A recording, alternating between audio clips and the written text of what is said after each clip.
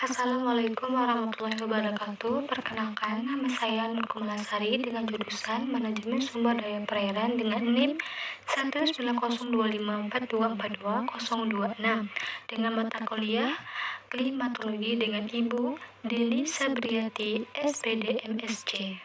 Nah, saya di sini akan menjelaskan sedikit apa itu atmosfer, awan, suhu, kelembapan udara, angin, dan juga tekanan udara. Baik, saya akan menjelaskan apa itu atmosfer. Nah, secara umum, atmosfer adalah lapisan gas yang melingkupi sebuah planet. Nah, atmosfer bumi adalah lapisan gas melapis bumi dari mulai permukaan sampai jauh di luar angkasa. Di sini juga ada struktur dan lapisan atmosfer bumi.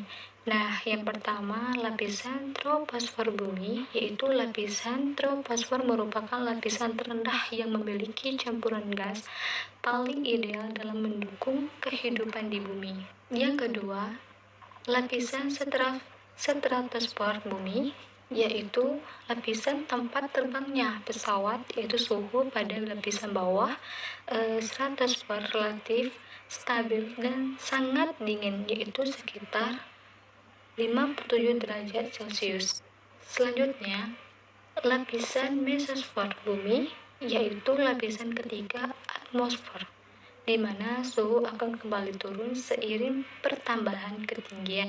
Yang keempat, lapisan termosfer bumi, yaitu lapisan ini dinamakan termosfer karena terjadi kenaikan suhu yang cukup tinggi, di mana suhunya dapat mencapai 1500 derajat Celcius. Nah, yang kelima, lapisan ionosfer bumi, yaitu lapisan yang terbentuk akibat reaksi kimia pada lapisan termosfer sehingga membentuk lapisan bermotor listrik yang dapat memantulkan gelombang radio. Dan yang terakhir, lapisan eksosfer, yaitu lapisan eksosfer merupakan lapisan terluar tempat terjadinya berbagai interaksi antara gas di luar angkasa. Selanjutnya yaitu awan. Awan itu adalah massa yang dapat dilihat dari tetesan air atau kristal beku tergantung pada atmosfer di atas permukaan bumi atau permukaan planet lain. Nah, di sini juga ada fungsi awan. Yang pertama, awan dapat menghasilkan hujan karena hewan-hewan ini sendiri muncul dari proses siklus air di awan. Hujan yang terbentuk memiliki banyak keuntungan bagi manusia dan bumi. Beberapa manfaat hujan itu adalah memumpukan tanaman, pasokan air, sumber daya, peningkatan kualitas udara, dan juga lain-lain. Selanjutnya, awan dapat menghilangkan cuaca panas dan memberikan kesejukan. Selanjutnya, awan juga melindungi kita dari radiasi UV langsung. Dan dengan bantuan awan, manusia dapat memperkirakan arah angin sehingga dapat berfungsi sebagai indikator untuk perakiraan cuaca dan iklim. Selanjutnya ada juga pembentukan awan, yaitu ada beberapa pembentukan awan. Yang pertama, pembentukan awan konvektif, yaitu ketika udara menghangat di dekat permukaan bumi, arus konveksi muncul. Pada saat yang sama dengan turbulensi mekanis, udara di lapisan bawah atmosfer bercampur. Yang kedua, pembentukan awan karena orografi, yaitu ketika arus udara mencapai dasar penggunungan, udara ditekan melalui lereng gunung. Yang ketiga, pembentukan awan kenaikan lambat dan luas, yaitu karena pengaruh rancangan sistem yang sangat besar. Awan juga terjadi ketika udara bergerak secara vertikal di atas area yang luas. Yang keempat, pembentukan awan di wilayah front, yaitu ketika massa udara dingin bergerak dan bukannya massa udara panas, itu disebut front dingin. Awan yang terbentuk di bagian depan yang dingin bervariasi tergantung pada stabilitas dan kelembapan dari massa udara di bagian yang panas dan permukaan yang condong di bagian depan. Di sini juga ada jenis-jenis awan yang berbahaya. Yang pertama, awan pancake, yaitu pernahkah Anda melihat awan ini? Awan ini biasanya itu ditemukan di pegunungan dan dataran tinggi. Dilihat dari bentuknya yang terlihat seperti piring terbang atau pancaki ini, bentuknya benar-benar bagus, tetapi Anda tidak salah. Ada hembusan angin yang kencang dan kuat di area sekitar awan ini. Yang kedua, awan cumulonimbus. Yaitu siapa yang tidak kenal awan jenis ini? Awan ini juga adalah awan liar. Mengapa? Karena awan ini biasanya membawa hujan dalam bentuk es batu. Tidak hanya itu, ada banyak uap air dan listrik di awan. Yang ketiga, yaitu awan mematus. Yaitu awan ini jarang banget ada di Indonesia. Namun, kehadiran awan ini biasanya merupakan pertanda badai besar atau cuaca buruk. Awan ini terutama mengandung kristal es yang cukup tebal. Yang kelima, yaitu awan rollover atau morning glory.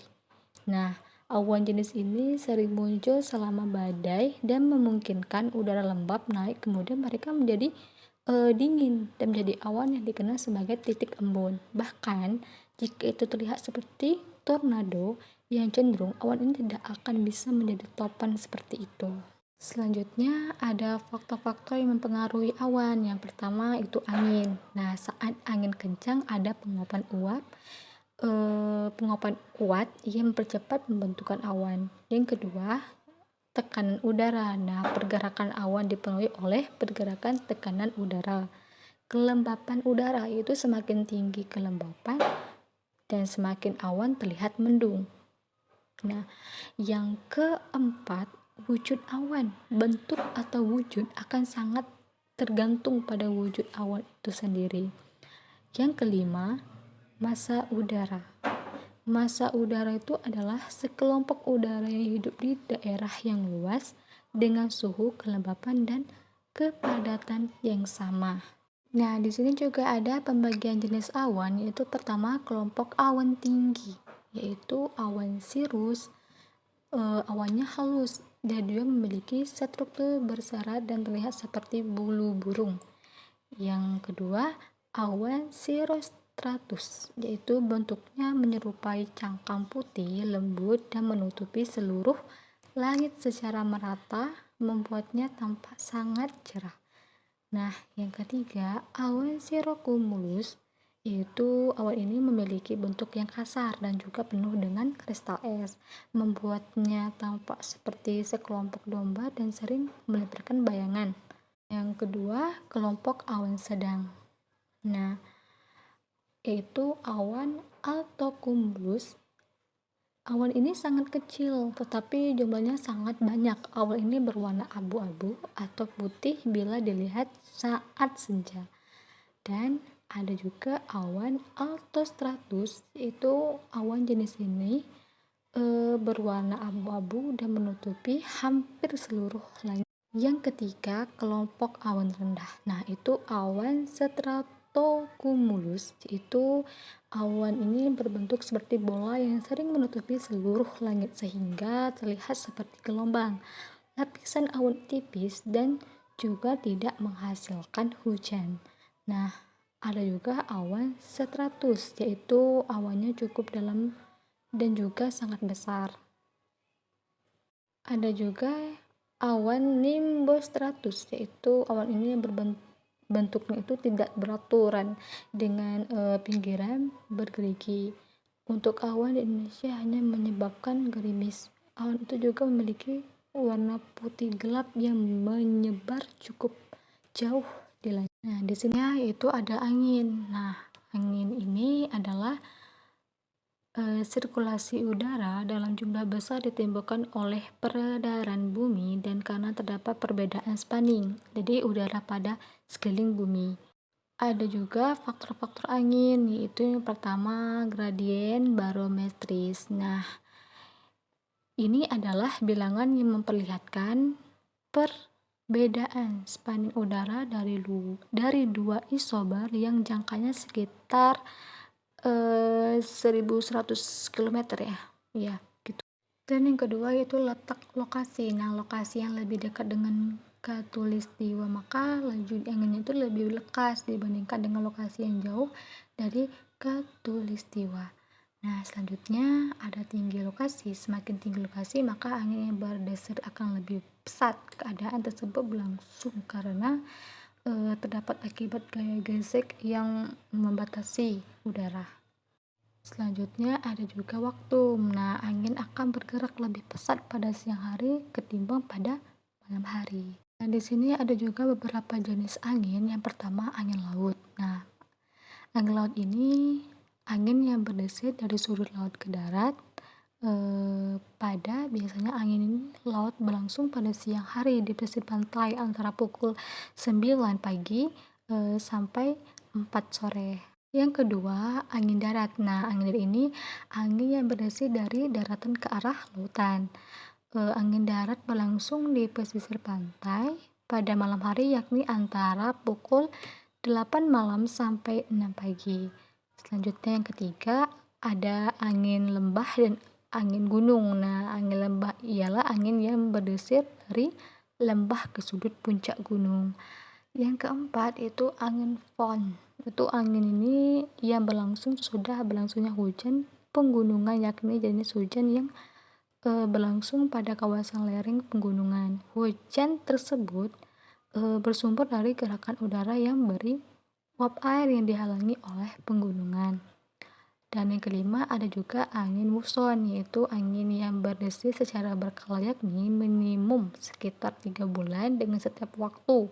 Dengan yang lain akan mempunyai bentuk keseberangan yang berubah sudut secara berseberangan setiap setengah tahunnya. Ini juga ada sifat angin, yaitu angin menimbulkan tekanan terhadap permukaan yang berlawanan dari arah angin. Dan yang kedua, angin bisa mempercepat benda yang dingin dari benda yang panas. Dan yang ketiga, angin mempunyai kecepatan yang beragam antar tempat dan waktu. Nah, angin juga ada penyebabnya ya, yaitu disebabkan oleh perbedaan tekanan atmosfer yang terjadi di permukaan bumi karena pemanasan yang tidak merata di permukaan bumi dengan matahari. Ada juga kecepatan angin, yaitu dalam data klimatologi itu kecepatan angin horizontal pada ketinggian 2 meter dari permukaan tanah yang ditanami dengan rumput. Nah, di sini juga ada alat pengukur kecepatan angin, yaitu anemometer tube dan vane. Yaitu alat ini mengukur banyaknya udara yang melalui alat persatuan waktu. Yang pertama itu pressure tube anemometer, yaitu alat ini bekerja disebabkan oleh tekanan dari aliran udara yang melalui pipa-pipanya. Dan yang kedua, pressure plate anemometer, yaitu lembaga logam tertentu yang ditempatkan tegak lurus angin. Selanjutnya ada juga ini pengertian tekanan udara, yaitu tekanan yang ada pada suatu lokasi yang disebabkan oleh berat dari udara yang ditarik oleh gravitasi ke permukaan bumi. Itu artinya semakin banyak udara yang ada di suatu wilayah, maka semakin tinggi pula tekanan atmosfer. Nah, di sini ada juga beberapa faktor-faktor yang mempengaruhi tekanan udara, yang itu pertama ketinggian suatu wilayah, yang kedua suhu yang ada di wilayah tersebut, 3 paparan sinar matahari, dan 4 kelembaban udara di wilayah tersebut. Nah, di sini juga ada alat ukur tekanan udara. Yang pertama barometer air raksa. Nah, dahulu barometer ini menggunakan tabung-tabung air raksa yang bergerak-gerak seiring dengan berubahnya tekanan udara di suatu lokasi. Ada juga barometer air. Nah, ada pula barometer yang menggunakan air untuk mengukur tekanan udara. Selanjutnya, barometer aneroid. Nah, ini selain itu ada pula barometer aneroid ini yang memanfaatkan tabung-tabung vakum yang memiliki tekanan sangat rendah. Nah, ada lagi nih barometer MEMS. Nah, barometer mikroelektro mechanical system atau MEMS adalah itu barometer digital baru yang memiliki stasiun cuaca mini di dalamnya. Nah, satuan ukur dalam tekanan udara itu apa aja? Nah, ini Pascal itu merupakan salah satu satuan ukur tekanan udara yang paling sering digunakan. Nah, bar itu salah satu satuan ukur tekanan atmosfer yang diciptakan oleh Wilhelm Beijerinck, yaitu seorang meteorologis dari Norwegia.